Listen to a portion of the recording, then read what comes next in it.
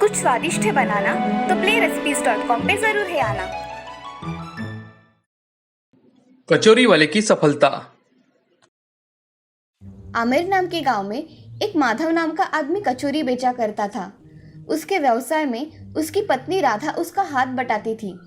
माधव दिन भर बहुत मेहनत करके कचौरी बनाता और बेचा करता था। राधा उसे घर से सारा सामान तैयार करके देती थी। माधव की रेडी के सामने सुंदर नाम के आदमी की पाव भाजी की रेडी थी। उसकी रेडी पर भी लोग आया करते थे, मगर माधव के हाथ की बनी कचौरी खाना लोग ज़्यादा पसंद किया करते थे। एक दिन माधव की 50 कचौरियाँ दिन में खत्म हो गई, इसलिए माधव राधा से, राधा, मुझे कल ज्यादा सामान बना कर देना। आज के सामान की कचौरियाँ दिन भर में ही खत्म हो गई, इसलिए कल से 100 कचौरियों का सामान बना कर देना। ठीक है, मैं कल से ज़्यादा सामान बना कर दिया करूँगी। चलो अब खाना खाते हैं, मुझे जोर से भूख लगी है। चलिए। राधा खाने की थाली परोसती है, तभी माधव आकर खाना खाने बैठ जाता है। दोनों का खाना हो जाने के बाद दोनों जल्दी सो जाते हैं। अगले दिन राधा 100 कचौरियों को लगने वाला सामान बनाकर रखती है। माधव सब सामान अपनी रेडी पर लेकर चला जाता है। माधव पूरे दिन कचौरी बनाकर बेचता है। उसकी बहुत सारी कचौरियाँ आज बेची जा चुकी थी। उसकी 20 कचौरियों का सामान बचा था, इसीलिए माधव मन में सोचता है, अगर मैं थोड़ी देर और रुकूं तो कचौरियाँ शायद बिक जाए। ऐसा सोचकर वो राधा को फोन लगाता है। तभी माधव राधा से, राधा, कचौरियों का थोड़ा सामान बचा हुआ है। मैं सोच रहा हूँ कि थोड़ी देर और यहाँ रुककर फिर घर पर आता हूँ। जी, जैसा आपको ठीक लगे। ठीक है। ऐसा कहकर माधव फोन रख देता है। फोन रखने के बाद आधे घंटे में माधव के रेडी पर एक आदमी 10 कचौरियाँ लेने आता है। वो आदमी माधव से, अरे भाई, 10 गर्मा गर्म कचौरियाँ बना कर देना जरा मुझे। जी, अभी देता हूँ। ऐसा कहकर माधव 10 कचौरियाँ बनाकर उस आदमी को दे देता है। वो आदमी जाने के बाद उसके पास सिर्फ 10 कचौरियों का सामान बच जाता है, इसीलिए माधव मन में सोचता है कि 10 तो मैंने बेच दी, अब 10 बाकी है, किसी को दे देता हूँ। वैसे भी आज बहुत अच्छा धंधा हुआ है। ऐसा मन में सोचकर माधव रेडी निकालता है और घर जाने के लिए निकलता है। थोड़ी दूर चलने के बाद उसे एक पेड़ के नीचे कोई बैठा दिखाई देता है। माधव उसके पास चला जाता है और देखता है कि एक बूढ़ा आदमी पेट पकड़े हुए बैठा था। बाबा, आप ऐसे क्यों बैठे हो? बेटा, मुझे बहुत भूख लगी है, इसलिए मैं ऐसे बैठा हूँ। भूख के कारण मेरे पेट में बहुत दर्द हो रहा है बेटा। बाबा, आप यही रुको, मैं अभी आता हूँ।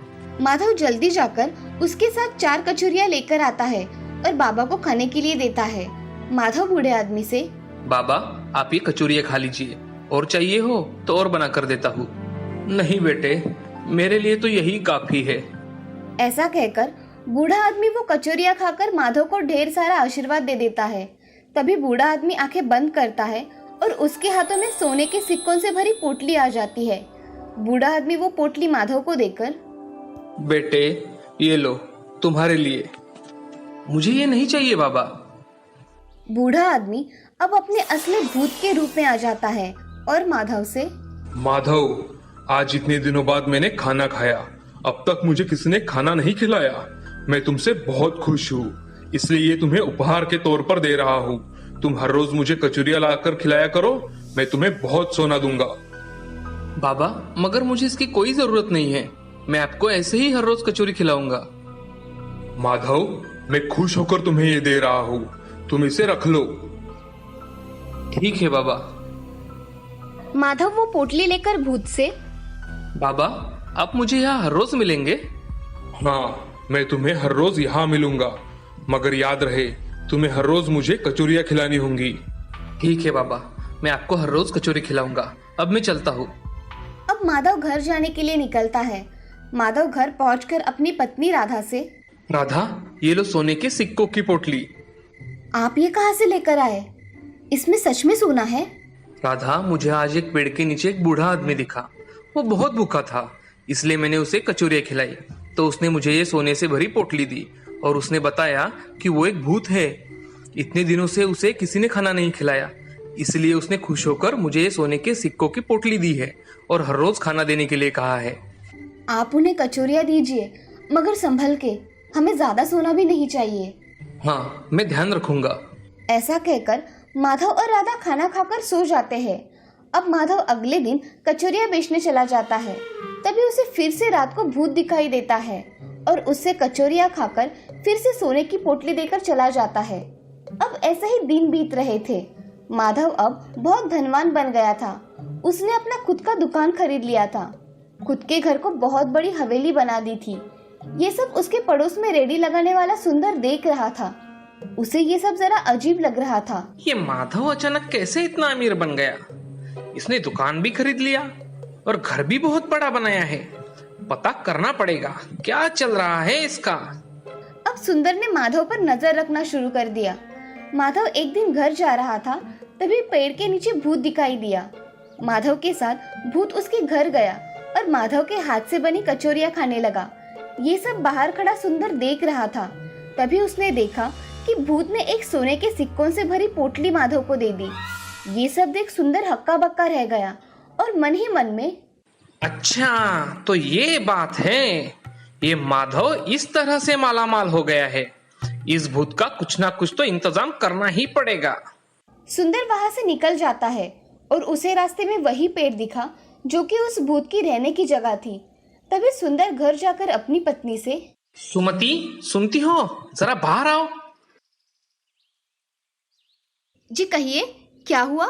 सुंदर ने अपने आंखों से देखी हुई सब बात सुमति को बता दी और सुंदर ने सुमति से कहा, सुमति, मैं सोच रहा हूँ कि अगर हम उस पेड़ को ही काट डाले तो भूत वहां रह ही नहीं सकता और माधव को पैसे भी नहीं मिलेंगे। कैसा लगा मेरा आइडिया? विचार अच्छा है। चलिए हम अभी जाकर उस पेड़ को काट डालते हैं। वो भूत हमें कुछ करेगा नहीं ना? चलो, वो भूत हमें कुछ नहीं करेगा। ऐसा कहकर सुमति और सुंदर जहाँ भूत रहता है उस पेड़ को काट डालते हैं। तभी वहाँ भूत आ जाता है। भूत को देखकर सुंदर और सुमति बहुत डर जाते हैं और वहाँ से भागने लगते हैं। तभी भूत सुंदर से, तुमने लालच में आकर मेरा ये पेड़ काट डाला। तुम्हें पेड़ों की भी कदर नहीं है। अब देखो मैं तुम्हारा क्या हश्र करता हूँ। मुझे माफ कर दीजिए भूत जी, माफ कर दीजिए। हमें माफ कर दीजिए, हम आज के बाद ऐसा कभी नहीं करेंगे। तुम ऐसा करने के लिए अच्छे तो रहने चाहिए ना। ऐसा कहकर भूत अपने जादुई शक्तियों से उन्हें बकरी में परिवर्तित कर देता है। अब भूत बहुत हंसने लगता है और कहता है, बुरे लोगों के साथ ऐसा ही होना चाहिए। अब तुम दोनों खाने के लिए भटको और खाने की तलाश में किसी का खाना बन जाओ। ऐसा कहकर भूत दूसरे पेड़ पर चला जाता है। सुंदर और सुमति बकरी बन जाते हैं। उन्हें उनके बुरे कर्मों का फल मिल जाता है। इस कहानी से हमें ये सीख मिलती है कि जिंदगी में लालच नहीं करना चाहिए। लालच से हमेशा इंसान का नुकसान ही होता है। धर्मपुर नाम के गांव में सुहास नाम का एक आदमी रहा करता था। वो खेत में काम करके अपने घर का गुजारा किया करता था। सुहास के पत्नी का नाम था शांता और लड़के का नाम था राहुल। राहुल एक 10 साल का लड़का था। वो स्कूल में जाया करता था। उसे खेलकूद बड़ी अच्छी लगती थी। वो स्कूल हो जाने के बाद अपने खेत में चला जाता था। उसे खेतों में जाकर खेलने में बड़ा मजा आता था। एक दिन सुहास कुछ काम होने के कारण दूसरे गांव चला जाता है। उस दिन राहुल अपने दोस्तों के साथ खेत में पतंग उड़ा रहा था। उनका पतंग उड़कर काजू के पेड़ में अटक गया और राहुल और एक लड़का पेड़ पर चढ़कर पतंग निकालने की कोशिश करने लगे। मगर पतंग निकालते समय राहुल का पैर फिसल जाता है और राहुल पेड़ से नीचे गिर जाता है। उसके सिर पर गहरी चोट आ जाती है। तभी आसपास के खेत के लोग जमा होते हैं और राहुल को उठाकर अस्पताल लेकर चले जाते हैं। तभी राहुल के घर पे कुछ बच्चे जाकर शांता को सारी बात बता देते हैं। शांता जल्दी जल्दी में अस्पताल चली जाती है। तभी शांता, डॉक्टर साहब क्या हुआ है मेरे राहुल को? राहुल के सर पर गहरी चोट आने की वजह से उसका अभी ऑपरेशन करना पड़ेगा। क्या ऑपरेशन? हाँ, जल्दी फैसला लीजिए। ये अभी आ जाएंगे डॉक्टर, मैं आपको बताती हूँ। जी। थोड़ी देर बाद सुहास घर पर आ जाता है। उसे घर पर कोई ना दिखने के कारण वो चिंतित हो जाता है। सुहास पड़ोसियों से पूछता है, अरे रामलाल, शांता और राहुल कहाँ चले गए? कुछ बता के गए हैं क्या? अरे भाई सुहास, तुम्हारा बेटा आज खेत में खेलते समय पेड़ से गिर गया और उसके सर पर गहरी चोट आई है। तुम जल्दी अस्पताल में जाओ, भाभी भी वही है, तुम जल्दी अस्पताल जाओ भाई। हाँ, मैं अभी जाता हूँ। सुहास अस्पताल चला जाता है। वहां जाकर शांता को देखकर उससे पूछता है कि शांता, राहुल कहाँ है और कैसा है राहुल? शांता सुहास को देखकर जोर जोर से रोने लगी। शांता, क्या हुआ है, मुझे जल्दी बताओ। हमारे राहुल का ऑपरेशन करवाना है, उसके सिर पर गहरी चोट आई है। मैं डॉक्टर से बात करता हूँ, तुम शांत हो जाओ। सुहास डॉक्टर के पास चला जाता है और डॉक्टर से डॉक्टर साहब, मेरे बेटे राहुल को क्या हुआ है डॉक्टर साहब? राहुल के सर पर गहरी चोट आने के कारण हमें उसका ऑपरेशन करना पड़ेगा। डॉक्टर साहब, इस ऑपरेशन का खर्चा कितना आएगा? खर्चा 2 लाख तक आएगा और जितने जल्दी ऑपरेशन होगा उतना ही अच्छा होगा। डॉक्टर साहब, आप ऑपरेशन की तैयारी शुरू कर दीजिए, मैं पैसों का इंतजाम करके आता हूँ। जी ठीक है। सुहास अब मन ही मन सोचने लगा। इतने सारे पैसे कहाँ से लाऊं अब मैं? कुछ सोचकर वो अपने गांव के साहूकार के पास चला जाता है और साहूकार शरद सिंह से सेठ जी, मुझे आपसे कुछ काम था। अरे कहो सुहास, क्या काम था? शरद सिंह जी, मुझे 2 लाख रुपए की सख्त जरूरत है। मेरे बेटे का ऑपरेशन करना है, कृपया मुझे पैसे दे दो। जी लेकर जाओ, तुम्हें सिर्फ अपनी जमीन मेरे पास गिरवी रखनी होगी। सुहास मन में सोचकर घर चला जाता है और अपने जमीन के कागज लेकर शरद सिंह के पास आ जाता है। तभी सुहास शरद सिंह जी, ये लीजिए मेरे जमीन के कागजात, मुझे अब तो पैसे मिल सकते हैं ना? हाँ हाँ सुहास, अभी लेकर आता हूँ। शरद सिंह घर में जाकर 2 लाख रुपए लेकर आता है और सुहास के हाथ में रख देता है। तभी सुहास उसे धन्यवाद कहकर वहां से चला जाता है। अब सुहास जल्दी जल्दी में अस्पताल जाकर अस्पताल में पैसे जमा करवा देता है और बाहर शांता के पास बैठ जाता है। कुछ समय बाद डॉक्टर राहुल का ऑपरेशन करके बाहर आ जाते हैं। डॉक्टर, कैसा है राहुल? ऑपरेशन सक्सेसफुल रहा, अब राहुल खतरे के बाहर है। थोड़े ही दिनों में आप राहुल को घर ले जा सकते हैं। धन्यवाद डॉक्टर साहब। ऐसा कहकर सुहास शांता राहुल के पास चले जाते हैं।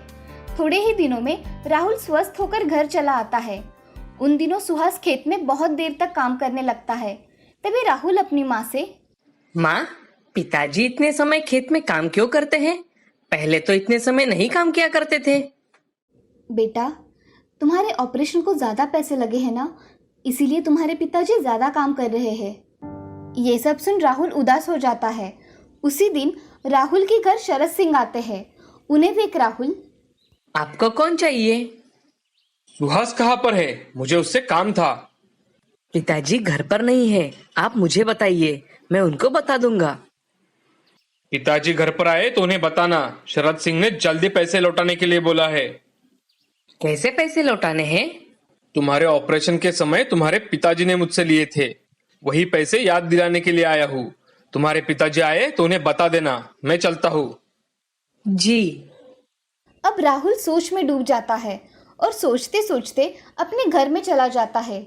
घर में जाते ही वो सारी बातें अपनी माँ को बता देता है और अपनी पढ़ाई करने बैठ जाता है।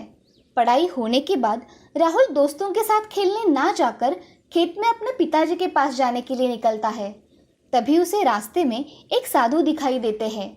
राहुल साधु से प्रणाम साधु बाबा। बेटे, मुझे बहुत भूख लगी है, क्या तुम मुझे कुछ खाने के लिए दे सकते हो? ठीक है साधु बाबा, मैं अभी आपके लिए कुछ लेकर आता हूँ। खेत पास में ही था, इसीलिए राहुल भागते हुए अपने खेत में गया और वहां से कुछ काजू के फल तोड़कर साधु बाबा के लिए लेकर आया। राहुल साधु बाबा से बाबा, ये हमारे खेत के काजू के फल है, आप खाकर देखिए। साधु बाबा वो फल खाकर तृप्त हो जाते हैं और राहुल से बेटे, तुमने मेरी भूख मिटाई है, इसलिए मैं तुम्हें ये जादुई काजू का बीज देता हूँ। इसे अच्छी जगह लगाना और इसकी अच्छे से देखभाल करना, ये तुम्हारी सारी समस्या दूर कर देगा। तुम इसे जो चाहे वो मांग सकते हो। धन्यवाद साधु बाबा। ऐसा कहकर राहुल साधु बाबा के पैर पड़कर उनसे आशीर्वाद लेता है और वो जादुई काजू का बीज लेकर अपने घर चला आता है। घर आकर राहुल उस बीज को अपने आंगन में लगा देता है। अगले दिन देखता है तो उस बीज की जगह आज एक छोटा पौधा उगा हुआ है।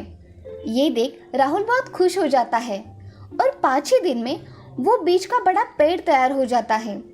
उस काजू को पेड़ को देख सुहास शांता से अरे शांता, ये काजू का पेड़ अचानक हमारे घर के सामने किसने लगाया है? और ये 3-4 दिनों में कितना बढ़ रहा है, देखा तुमने? हाँ, ये कोई साधारण पेड़ नहीं लगता, ये तो कोई जादुई पेड़ लगता है। ऐसे दोनों की बातें हो रही थी, तभी राहुल वहाँ आ जाता है और राहुल अपनी माँ पिताजी से, माँ, पिताजी, मुझे एक साधु बाबा ने जादुई काजू का बीज दिया था। ये उसी बीज का जादुई पेड़ है। हम इससे कुछ भी मांग सकते हैं। ये हमारी सारी इच्छा पूरी कर देता है। क्या कह रहे हो राहुल तुम? मैं सच कह रहा हूँ पिताजी, मुझ पर विश्वास कीजिए। ऐसा कभी होता है क्या बेटा? ये सब कहानियों में होता है। रुको माँ, मैं इस पेड़ से कुछ मांग कर देखता हूँ। ऐसा कहकर राहुल उस पेड़ से कहता है, हे जादुई पेड़, मुझे अभी 10,000 रुपए चाहिए। तभी पेड़ से एक दिव्य प्रकाश आकर 10,000 रुपए आ जाते हैं। उन रुपयों को देख सुहास और शांता चौंक जाते हैं और वो नोट असली है या नहीं ये देखने के लिए हाथ में लेते हैं। वो नोट असली होते हैं। ये सब देख सुहास और शांता बहुत खुश हो जाते हैं और उन पैसों को लेकर पेड़ को प्रणाम करते हैं। अब उस पेड़ से एक साथ 2 लाख रुपए मांगकर सुहास शरद सिंह का कर्जा चुका देता है और उससे अपने जमीन के कागजात वापस ले आता है। अब उस पेड़ की वजह से उनके घर में सुख समृद्धि आ गई थी। एक दिन सुहास उस पेड़ से, हे जादुई पेड़, तुम्हारी वजह से मैं आज कर्ज मुक्त हो पाया। तुम्हारा बहुत बहुत धन्यवाद।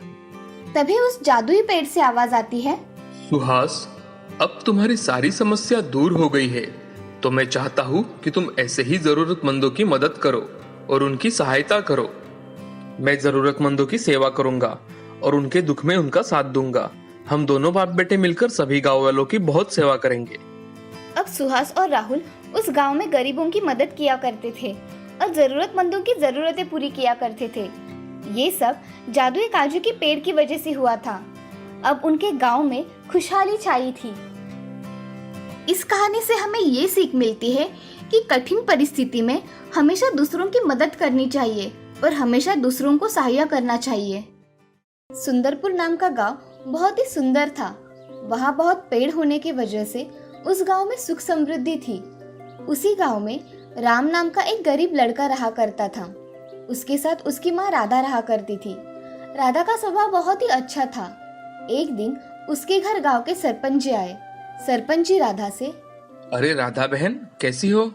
आइए ना सरपंच जी, बैठिए। जी, मैं राम से कुछ काम के सिलसिले में बात करने आया था। राम कहाँ है? अच्छा, आप बैठिए ना सरपंच जी, मैं अभी राम को बुला कर लाती हूँ। राधा राम को आवाज देती है, राम, ओ राम, सरपंच जी हमारे घर पर आए हैं, उन्हें कुछ काम है तुमसे। जी माँ, अभी आया। ऐसा कहकर राम जल्दी जल्दी घर आ जाता है। तभी सरपंच जी घर पर बैठे देख राम सरपंच जी से, नमस्ते सरपंच जी, कुछ काम था तो मुझे बुला लिया होता, मैं आ जाता आपके घर। अरे नहीं राम, मैं यहाँ से जा ही रहा था, इसलिए सोचा तुमसे बात करता चला जाऊँ। बोलिए ना सरपंच जी, मुझे क्या काम करना है? राम, तुम्हें पता है ना कि मेरे खेतों में कितने सारे आमों के पेड़ हैं, मगर उनकी देखभाल करने के लिए कोई नहीं है। मैं चाहता हूँ उन पेड़ों की देखभाल तुम करो और बाजार जाकर आम भी बेचो। ठीक है सरपंच जी, कल से मैं काम पर आ जाऊंगा। ठीक है, फिर मैं चलता हूँ। ऐसा कहकर सरपंच जी राम के घर से बाहर निकल जाते हैं। तभी राम की माँ राम से, राम, सरपंच जी के यहाँ काम अच्छी तरह से करना, काम में कोई कमी नहीं रहनी चाहिए। हाँ माँ, मैं मन लगाकर काम करूंगा। ऐसा कहकर राम अपना काम करने चला जाता है और राधा भी अपना घर का काम करने चली जाती है। अगले दिन राम जल्दी उठकर अपने सारे काम कर लेता है और खेत में जाने के लिए निकल जाता है। तभी राम उसकी माँ से, माँ, मैं खेत में जा रहा हूँ, मेरा टिफिन बन गया है? हाँ, बन गया है, ये लो तुम्हारा टिफिन। मैं चलता हूँ माँ। ठीक है, काम अच्छी तरह से करके जल्दी आना। हाँ माँ। राम खेत में काम करने चला जाता है। राम खेत में जाकर देखता है तो वहाँ सरपंच जी होते हैं। राम सरपंच जी से, नमस्ते सरपंच जी, बताइए मुझे क्या काम करना होगा? राम, तुम्हें इन खेतों को अच्छी तरह से जोतना है और इन आम के पेड़ों के आम अच्छे दाम में बेचने हैं। ठीक है सरपंच जी। राम, अभी मैं चलता हूँ, मुझे गांव में कुछ काम है, वो काम करके आता हूँ। सरपंच जी, आप निश्चिंत होकर अपने काम पर जाइए, मैं यहाँ का संभाल लूंगा। ठीक है। ऐसा कहकर सरपंच जी वहाँ से चले जाते हैं। अब राम खेत में पानी देने का काम, आम के पेड़ों की देखभाल करना, ये सब काम करने लगा। राम ने काम बहुत जल्दी जल्दी सीख लिया था। उसका काम करने का तरीका देख सरपंच जी बहुत खुश थे। एक दिन राम सरपंच जी के यहाँ जाकर सरपंच जी से, सरपंच जी, मुझे आपसे कुछ बात करनी है। राम, आओ, क्या बात है? सुबह सुबह आना किया। सरपंच जी, खेत में आम के पेड़ों को बहुत अच्छे आम लगे हैं। मैं सोच रहा हूँ आम गांव में ना बेचकर हम उसे शहर में जाकर बेचे तो हमें अच्छे दाम मिलेंगे और अच्छा मुनाफा भी होगा। आपका क्या विचार है इस बारे में? ये तो बहुत ही अच्छा विचार है राम, मगर मेरे पास इतना समय नहीं है, इसलिए अगर ये काम करना है तो तुम्हें अकेले ही करना पड़ेगा। मुनाफे का आधा आधा हिस्सा कर लेंगे लगे तो। ठीक है सरपंच जी, अब मैं चलता हूँ। अगले दिन से राम ने आम को निकालकर उन्हें जमा करने में बहुत मेहनत की और उन्हें शहर बेचने चला गया। उसके आम इतने स्वादिष्ट थे कि लोगों को आम बहुत पसंद आए। एक आदमी राम से, अरे भाई, आम कैसे दिए? भैया, आम 100 रुपए किलो दिए हैं। आपको कितने किलो दूं? मुझे 5 किलो आम दे दीजिए। राम ने उस आदमी को 5 किलो आम नाप कर दे दिए। उस आदमी ने हर रोज आम लेने राम से शुरू कर दिए। अब राम का आम बेचने का व्यवसाय बहुत अच्छा चलने लगा। वो हर रोज बेचे जाने वाले आम के आधे पैसे सरपंच जी को दिया करता था। उसकी ईमानदारी देख सरपंच जी बहुत खुश थे। एक दिन सरपंच जी राम से, राम, आम तो बहुत अच्छे दाम में बिक रहे हैं। मुझे तुम्हारी मेहनत पसंद आई। अगले साल के आम तुम ही बेचना, मगर पैसे मुझे एक साथ दे देना। ये किश्तों में देने की जरूरत नहीं है राम। ठीक है सरपंच जी। राम अब घर चला आता है। उसकी माँ को ये खुशखबरी उसे सुनानी थी। वो घर आकर, माँ, कहाँ हो तुम? क्या हुआ है राम? जोर जोर से आवाजें दे रहे हो। माँ, सरपंच जी ने मुझे अगले साल भी उनके खेत के आम बेचने के लिए कहा है। ये तो बहुत अच्छी बात है बेटा। माँ, मैं ये सोच रहा था कि अगर सरपंच जी के खेत के आमों के साथ ही दूसरे किसानों के आम अगर मैं बेचने लेकर गया तो उनका भी मुनाफा हो जाएगा और मेरा भी थोड़ा बहुत मुनाफा हो जाएगा। ये तो बहुत अच्छा विचार है राम। राम अब अगले साल सरपंच जी के खेत के आम के साथ गाँव वालों के आम भी खरीदकर उन्हें शहर के बाजार जाकर बेचा करता था। उसकी मेहनत रंग भी ला रही थी। अब राम ने खुद का अच्छा घर बना लिया था। उसने गांव से शहर जाने के लिए एक गाड़ी भी खरीद ली थी। उस गाड़ी से उसे बड़ी सहायता मिला करती थी। अब राम गांव में एक बड़ा धनवान व्यक्ति बन गया था। उसको सभी लोग आदर से बुलाया करते थे। एक दिन राम सरपंच जी के यहाँ उनका मुनाफा देने के लिए चला जाता है। तभी राम सरपंच जी से, सरपंच जी, आपके खेतों के आम लोगों को बहुत पसंद है। मैं सोच रहा हूँ अगर हमने ऐसे ही आम के और पेड़ आपके खेतों में लगा दिए तो हमें एक जैसे बहुत सारे आम मिल जाएंगे और हमारा मुनाफा और बढ़ जाएगा। राम, तुम्हें जैसा ठीक लगे वैसा ही करो, मेरी कोई आपत्ति नहीं है। सिर्फ जो भी करना ईमानदारी से करना, समझे? हाँ सरपंच जी। ऐसा कहकर राम वहाँ से चला जाता है। रास्ते में उसे गांव का एक गरीब मजदूर शिवा दिखता है। राम उसके पास जाकर उससे पूछता है कि, शिवा, क्या हुआ है तुम्हें? बड़ी चिंता में दिखाई दे रहे हो। मेरे घर में खाने के लिए कुछ भी नहीं है और उसमें ये गरीबी। मेरे पास मेरे जमीन के सिवा कुछ भी नहीं है। मुझे जमीन बेचनी है जिससे मेरे पास कुछ पैसे आ जाए और मैं घर का गुजारा कर सकूं। राम अब उसकी बातों पर सोचने लगा। तब राम शिवा से, शिवा, अगर तुम्हें कोई एतराज ना हो तो मैं तुम्हारी जमीन खरीदना चाहूंगा और तुम मेरे साथ हर रोज काम कर सकते हो। मेरे साथ आम बेचने चल सकते हो। तुम्हें अच्छा काम भी मिल जाएगा और तुम बेरोजगार भी नहीं रहोगे। ठीक है भैया, तुमने मेरी समस्या ही दूर कर दी। अब मैं आपके साथ काम करूंगा। ठीक है, मैं कल आकर तुम्हारी जमीन खरीद लूंगा। जी भैया, आपका बहुत बहुत धन्यवाद। अब मैं चलता हूँ। ठीक है। ऐसा कहकर राम अपने घर चला जाता है। राम की माँ उसकी राह देख रही थी। तभी राम घर आकर अपनी माँ से, माँ, मैंने शिवा की 2 एकड़ जमीन खरीद ली है और उसे मैंने मेरे साथ काम करने के लिए कहा है। बेटे, ये तुमने बहुत अच्छा किया। तुम आगे बहुत तरक्की करो राम। राम माँ के पैर छूके आशीर्वाद लेता है और अगले दिन राम शिवा की जमीन खरीद लेता है और शिवा को उसके यहाँ काम पर रख लेता है। अब राम ने उसके खेत में बड़ा सा गोडाउन बनाकर उसमें अपना आम बेचने का माल रखा और बाकी के खेत में आम के पेड़ लगा दिए। राम उनकी अच्छी तरह से देखभाल किया करता था। कुछ दिनों बाद राम आम का धंधा करते करते बहुत बड़ा आम का व्यापारी बन गया। वो किसानों से आम खरीदकर उन्हें बेचा करता था। इससे किसानों का और राम का भी मुनाफा हुआ करता था। राम की कड़ी मेहनत अब रंग लाई थी। राम अब करोड़पतियों में गिना जा रहा था। उसके गांव को उसके ऊपर गर्व था। उसकी मेहनत पर सरपंच जी भी बहुत खुश थे। राम की मेहनत की वजह से राम अब आम बेचकर करोड़पति बन गया था। इस कहानी से हमें ये सीख मिलती है कि जिंदगी में हमेशा मेहनत करनी चाहिए। मेहनत करने वालों को सफलता हमेशा प्राप्त होती है। मेहनत का फल हमेशा मीठा ही होता है।